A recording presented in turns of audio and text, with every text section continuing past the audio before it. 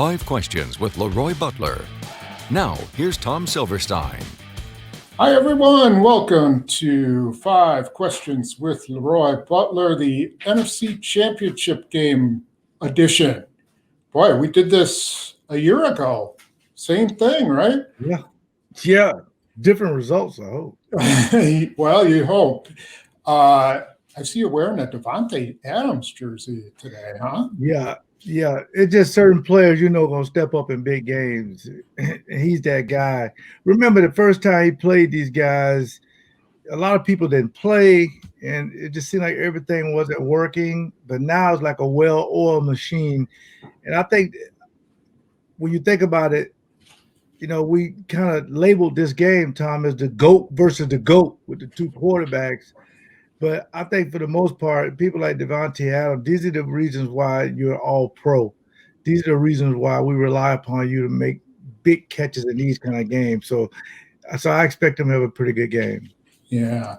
So before we get to the game, yesterday was kind of a special, important day, I would say. The special day is coming up. But the Hall of Fame electors did their debating and made their votes yesterday. But they're making you wait until February 6th. Yeah. But I thought Pete did a great job. I think they released all of the presenters about 3 minutes on social media. I thought Pete Doherty did an exceptional job. Great. And I don't get in. It ain't because of him putting facts in front of everybody. But sometimes if it's a name that doesn't ring off all 48 people, that are voting, he brought it back home to say, wait a minute, there's something that needs to be addressed. It's guys at his position that are in the last few years, and he's played better, as a better career or just as good a career as those guys. So what's the holdup? But I think the one thing that was kind of almost a mic drop moment, but when you talk about the all-decade team, I'm only first team all-decade member not in the Hall of Fame. Yeah, that just sticks out. It's almost embarrassing. It's like, wait a minute. But when Atwater was on there, it was like me and him were the last two. I said, okay, well, they don't think about safeties very much. But when Atwater got in, I said, oh, boy. So we'll see what happens. Yeah.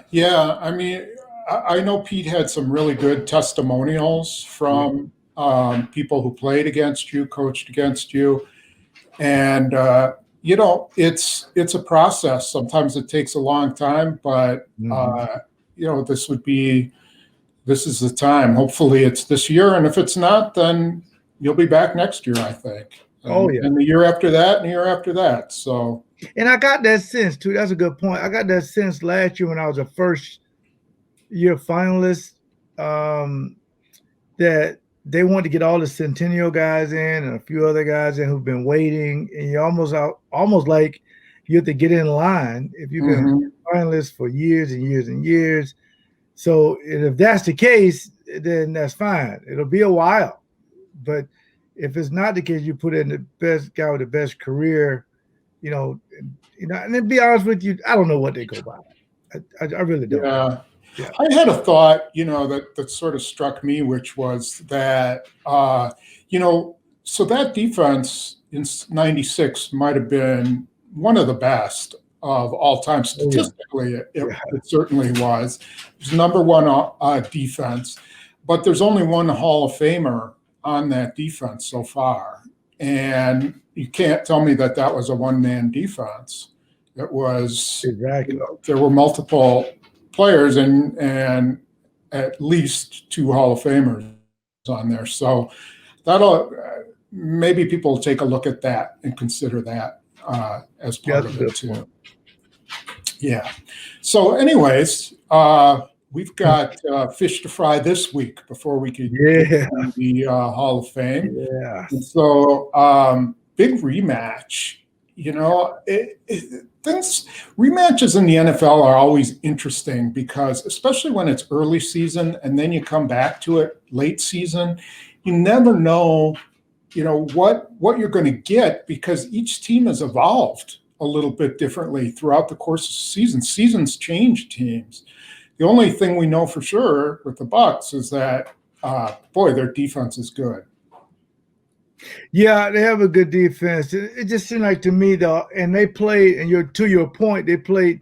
The Saints beat them twice. It's hard to beat a team 3 times. So, they were able to win, but, turning the ball over, that's how any defense flourishes.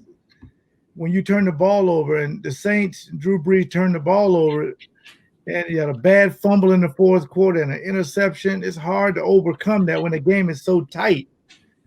But the thing that I think changed when the Packers played Tampa the first time, first of all, the 2 interceptions that Aaron threw, I don't think you'll ever see that again.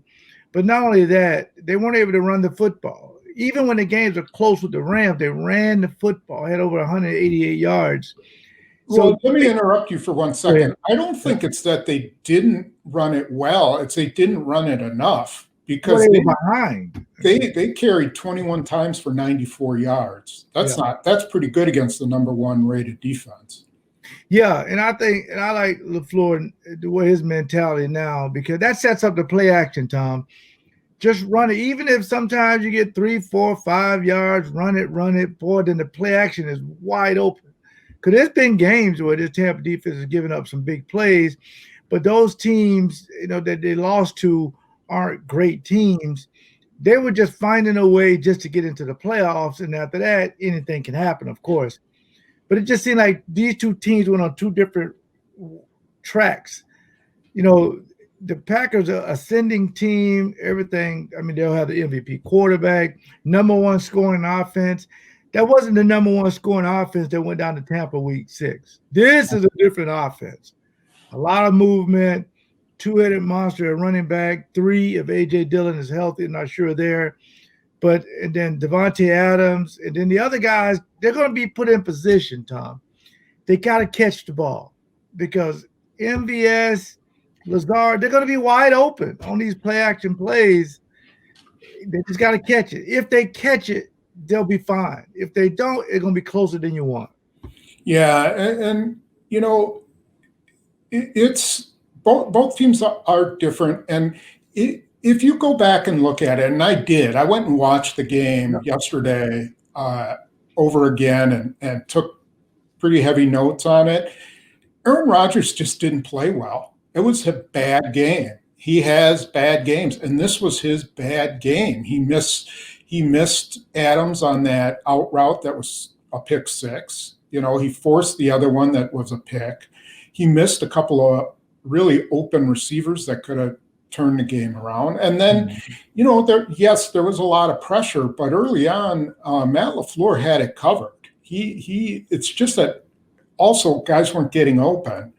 And so that's something they're going to have to figure out is, how do they attack them again? Do they do some of the same stuff because they think it'll work, or do they just scrap the whole game plan? Well, I think the game plan will be what got you here the last 6 weeks. I would agree with you, Tom. Aaron didn't play the way he wanted to play, but in his mentality, when he left that stadium in Tampa, he said to himself, "I'll be back."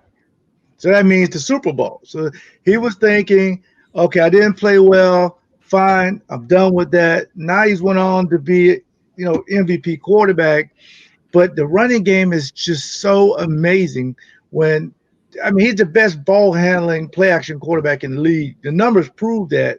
So if Aaron Jones is running the ball effectively, and I'm gonna say I'm gonna mention something else, Tom. When they go empty backfield sets, nobody can cover them. But you only got 5 guys to protect. Yeah. So if they want to blitz empty backfield set, they're gonna be a great opportunities. But again, Lazard, MVS, they got to catch it because they're going to be wide open. Because if it's empty backfield sets, if they just drop everybody, Aaron's going to have plenty of time to get the ball out. If they blitz, somebody's going to be open. It's going to be a linebacker on MVS down the middle. All you got to do is catch it. Great. Yeah, there's an interesting aspect to that, which is that I thought LaFleur, when he saw Todd Bowles, the Buccaneers defensive coordinator, start the blitz a lot, he kept a lot of guys in.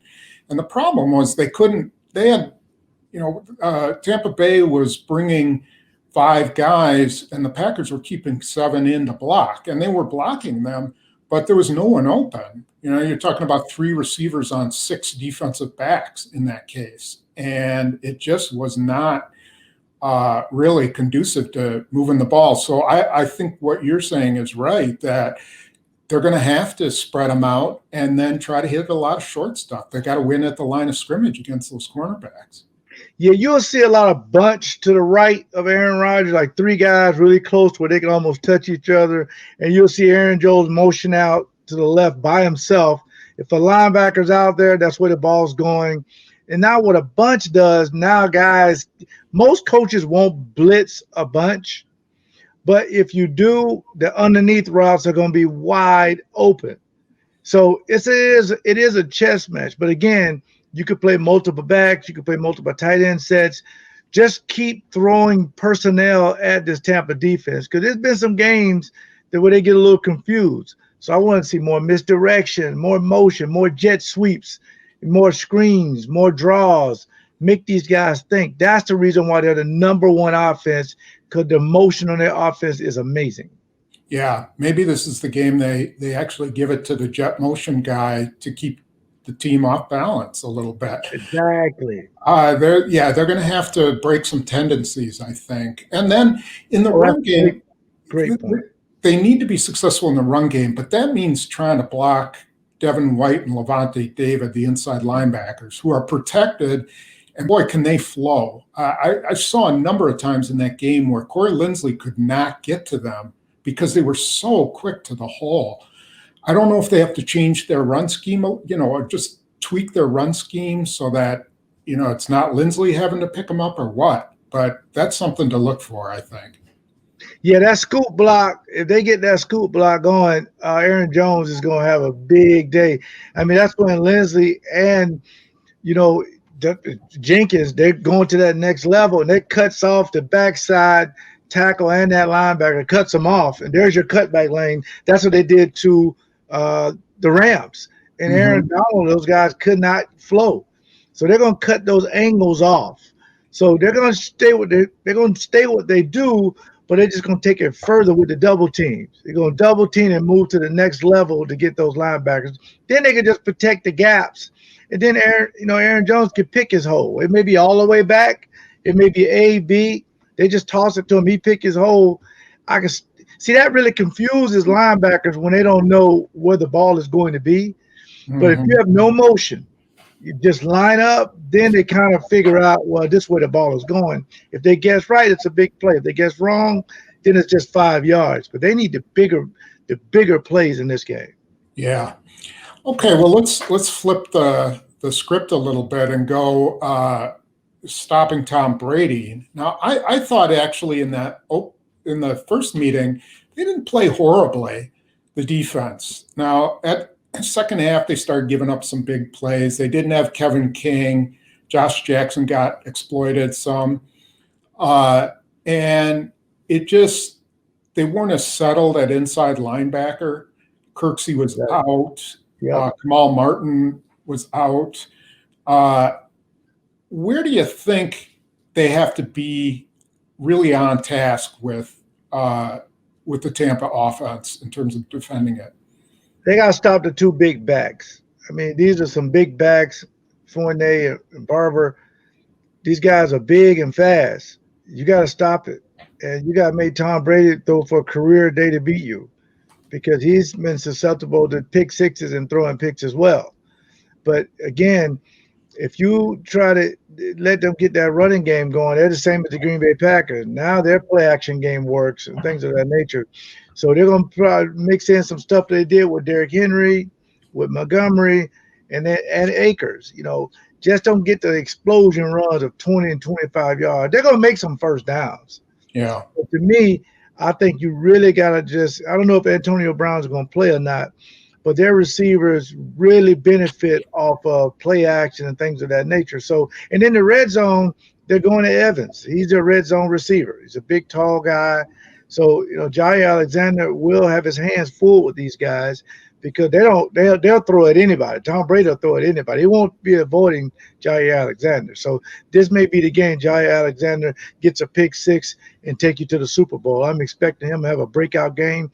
He's my player of the week this week, him and Devontae Adams. Those two guys, I think you could ride them all the way to the Super Bowl.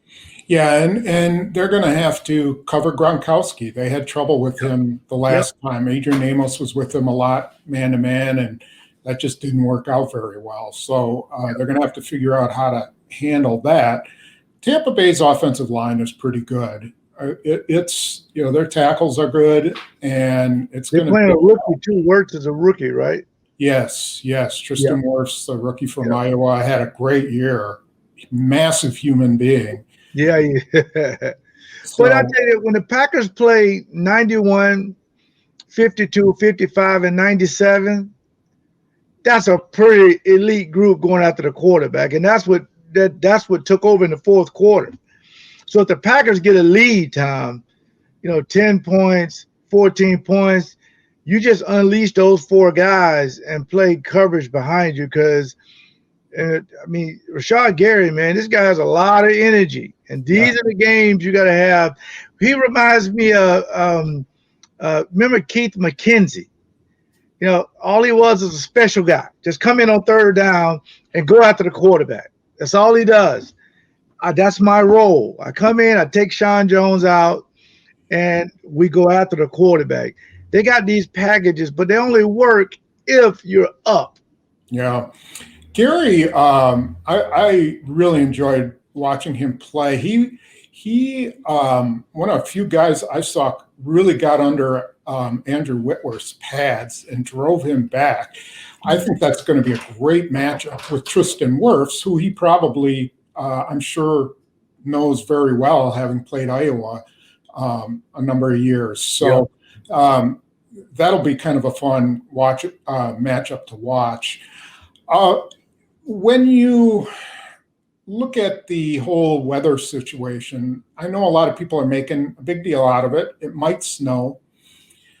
The first thing that came to my mind, and you know about this, is in those late or mid 90s when Tony Dungy was in Tampa, and they had that really good defense. They would come up here in winter, and maybe their offense wasn't great, but their defense loved that kind of situation. They didn't mind playing in that muck, and they were good. They really pushed you guys to the limit. Do you recall that? Yeah, I really think weather is advantage of a defender. Because receivers are not moving real fast. The ball comes out a little different. But when you're used to it, it shouldn't be an issue. They played in the snow when they played Derrick Henry. And I really think some of the Tennessee guys, it really caught them by surprise. Now, Tom Brady has played, his whole career in pretty much cold weather, but a lot of the guys haven't. It'll be different for them because even if you look on your phone and it says 22 degrees or whatever, it feels like 7.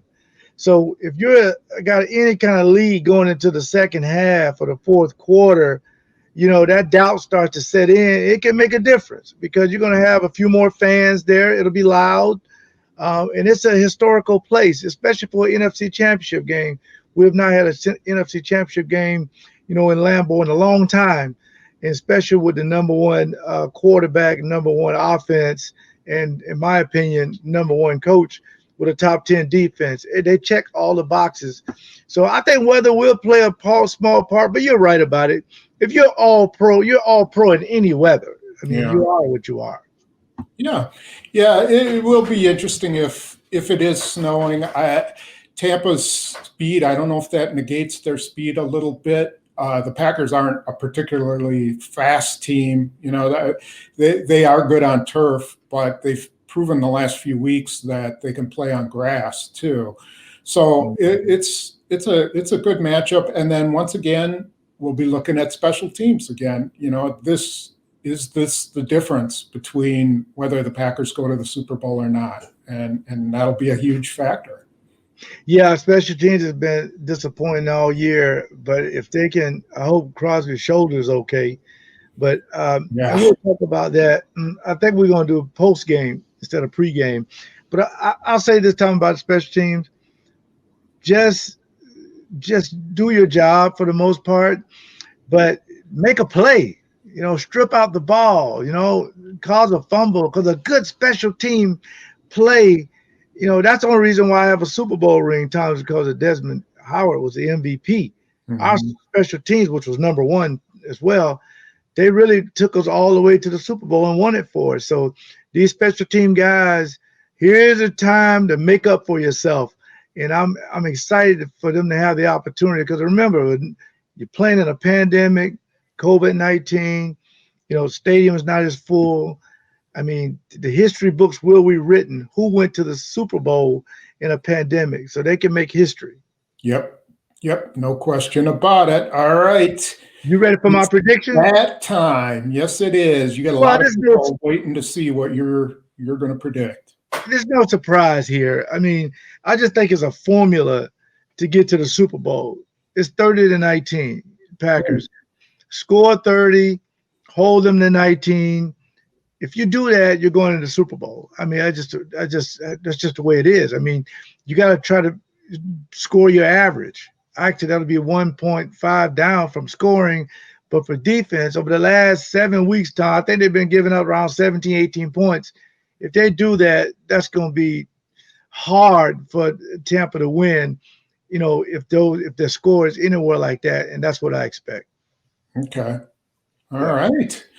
Well, you've got some sponsors. And before we get to those, I want to remind everyone that we will be live after the game. This week will be, it starts early enough that we can do a post game. So it'll be about 7:00 p.m. on Sunday. Be sure you join us on JS Online and Packers News and LeRoy's Facebook page. And you'll be live blogging during the game, right?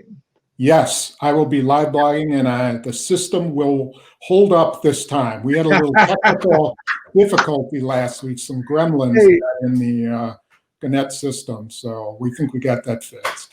People expect technical difficulties in this COVID era because we're not used to this, so it's okay. I think fans understand that. I was extremely frustrated. I looked like Jalen Ramsey after giving up that touchdown to Davante Adams. That was me in the press box. It's all good.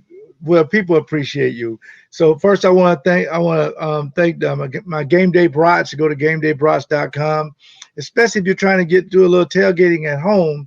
That'd be fantastic. Ivanhoe Pub and Eatery down in Racine. They're truly amazing.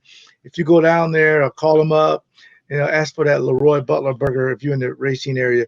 PickandSave.com. They've been amazing all year. And again, FrankieReithCode.com. We appreciate them being a sponsor all year. And the Jewelry Center with Dean Murray. If you're looking to get married or sell some gold or whatever, go to shoptjc.com, and you can kind of design your own ring too. That's truly amazing. And last but not least, go to leapspirits.com to find out where you can find my famous vodka. That it's been sold out everywhere. I think we're getting more. Matter of fact, this is breaking news. Dun, dun, dun. Never mind.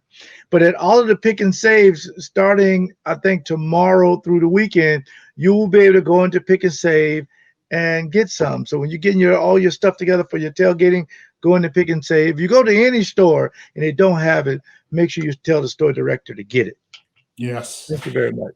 Yeah, and if you're watching the game, please be safe. If you're having a bunch of people over or whatever, please do all you can. We want you to be able to be around for many years to watch our coverage. So just wear a mask, and then you can still say hi to people and do stuff. But you can drink your screwdriver with a straw. It works. I've done it.